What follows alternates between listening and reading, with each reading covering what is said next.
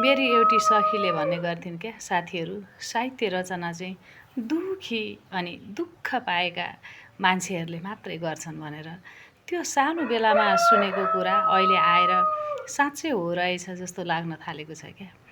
जब मान्छेहरूको मनमा नि कुनै न कुनै किसिमको चोट पर्छ नि, अनि त्यो मान्छेको अन्तर्हृदयबाट विरहका आवाजहरू फुर्दा रहेछन् क्या।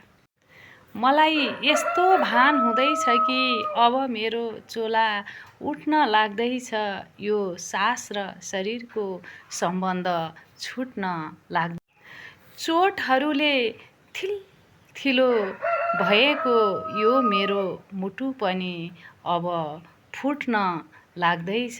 मलाई यस्तो भान हुँदैछ कि मेरो चोला उठ्न लाग्दैछ, यो सास र शरीरको सम्बन्ध छुट्न लाग्दैछ। धन्यवाद, नमस्कार।